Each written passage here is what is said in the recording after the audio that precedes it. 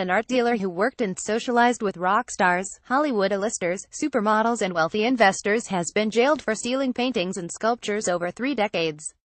Jonathan Poole, 69, was sentenced to 4 years after being compared in court to the protagonist of the Hollywood art heist film The Thomas Crown Affair. Poole, who worked out of 2 galleries in the Cotswolds, specialized in selling artworks created by music stars such as John Lennon, Rolling Stones guitarist Ronnie Wood and jazz great Miles Davis. The prosecution suggested that Poole, from Powelton, Gloucestershire, may have been using the money to fund a gambling habit, service debts, or was stashing it away for his future. Poole admitted 26 offences of theft and fraud against 9 victims involving artworks worth about £500,000. James Ward, prosecuting, asked Gloucester Crown Court to imagine his client's shock when they realized the international art dealer they trusted was a professional thief of some ability. Ward said his life's work has been as artist and art dealer. He was trusted by the wealthy individuals who invested in art. He was trusted by internationally acclaimed celebrities such as Ronnie Wood, Miles Davis and John Lennon. Ward quoted Picasso, "We all know that art is not truth," and compared Poole to the leading character in the Thomas Crown Affair. He said both Thomas Crown and Jonathan Poole stole the paintings in broad daylight.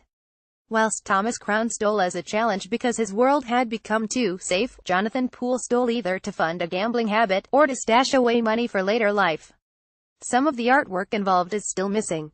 Where is the money? Are the artwork he stole, is it, like the Nazi gold train, hidden, only to be utilized in years to come? Court 2 was turned into a makeshift modern art gallery during the hearing to display some of the paintings connected to the case that police have recovered. They included large works by German artist Sebastian Kruger, including one of the Beat Generation writer William Burroughs dressed as a gunslinger. Also exhibited in the court were 4 pieces by Lennon, including one called Peace and Love.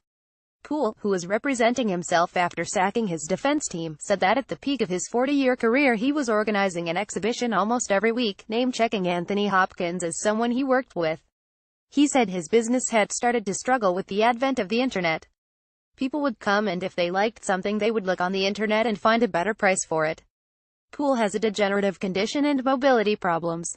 He said for the last 5 years he had been living in a single room and insisted he had none of the missing pieces. "I don't have any art apart from my own," he said.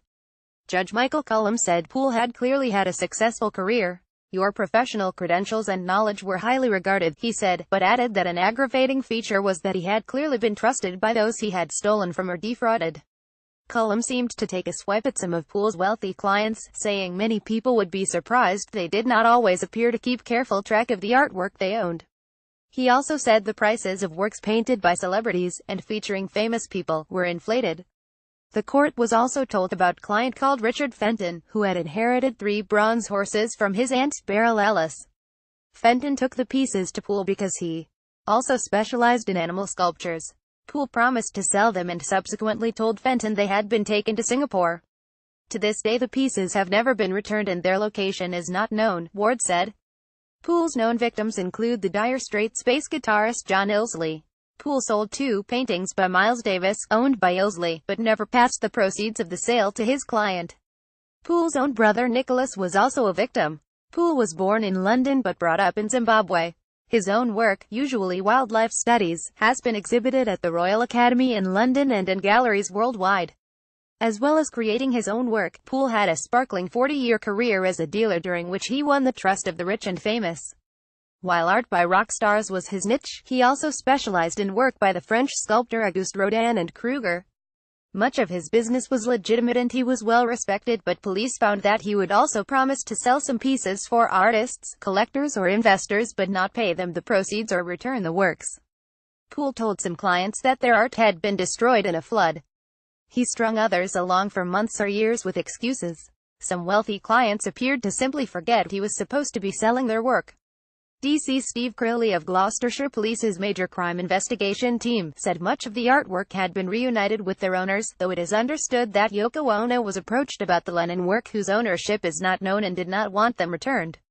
Crilly said Poole was once a successful man and his victims trusted him to take care of their valuable artwork.